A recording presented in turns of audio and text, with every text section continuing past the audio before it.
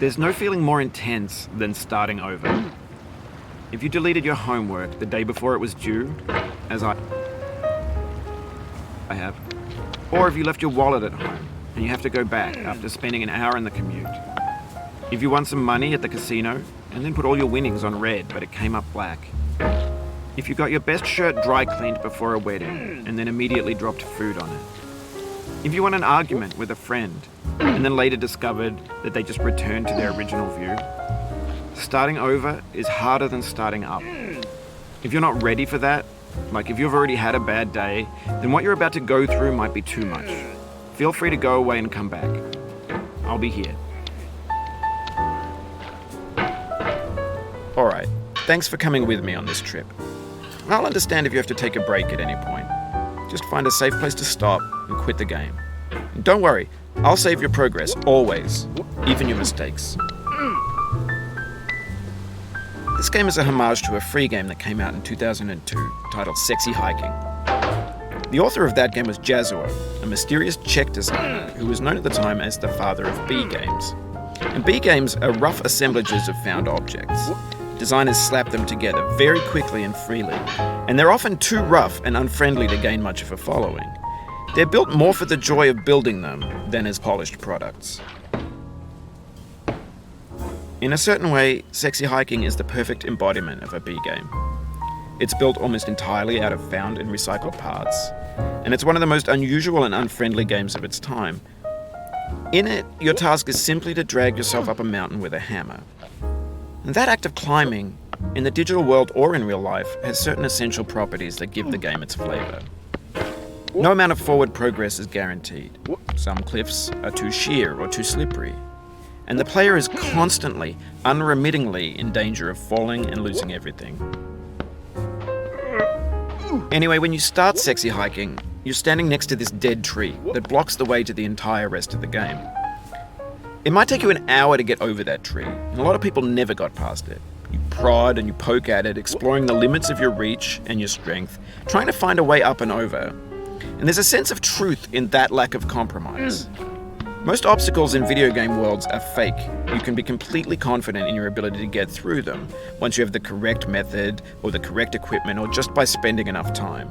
In that sense, every pixelated obstacle in Sexy Hiking is real. The obstacles in Sexy Hiking are unyielding, and that makes the game uniquely frustrating. But I'm not sure Jazuo intended to make a frustrating game. The frustration is just essential to the act of climbing, and it's authentic to the process of building a game about climbing. A funny thing happened to me as I was building this mountain.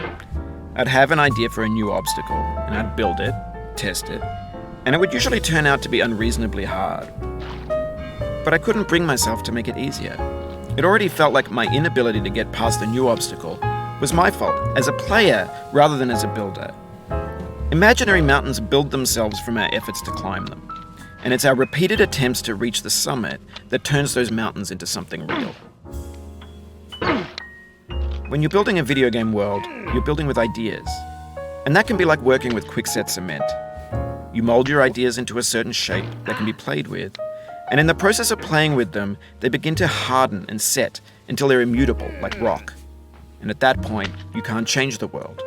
Not without breaking it into pieces and starting fresh with new ideas. For years now, people have been predicting that games would soon be made out of prefabricated objects, bought in a store and assembled into a world.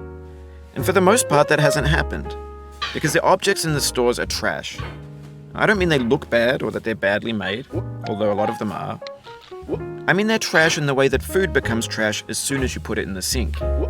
Things are made to be consumed and used in a certain context, and once the moment is gone, they transform into garbage.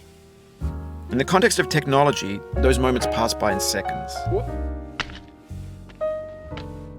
Over time, we've poured more and more refuse into this vast digital landfill that we call the internet.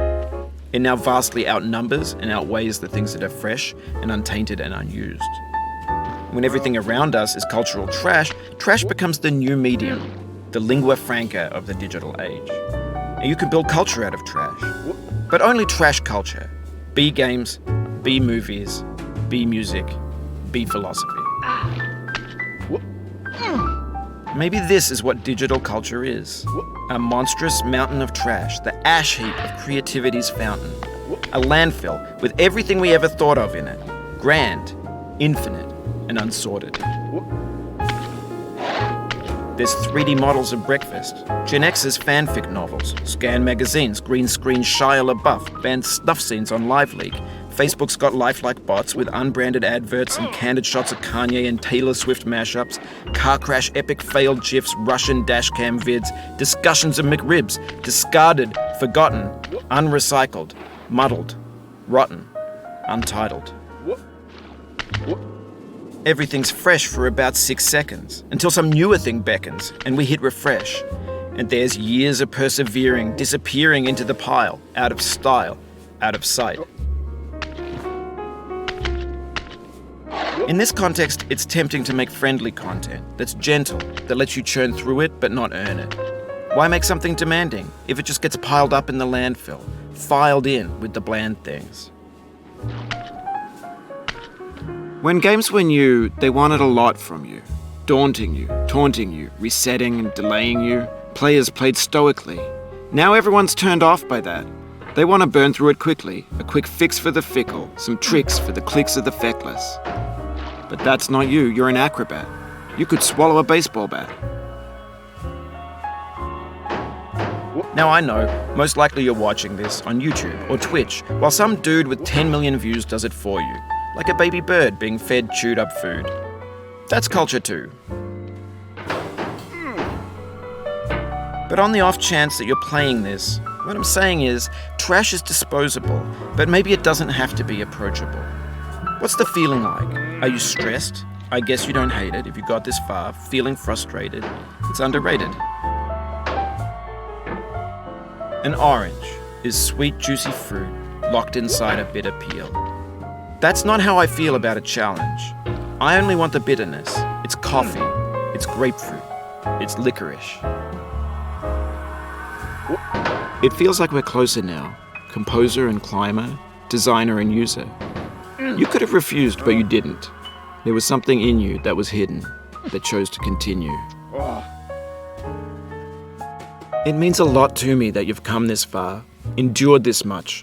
Every wisecrack, every insensitivity, every setback you've forgiven me is a kingly gift that you've given me. We have the same taste, you and I. It's not ambition,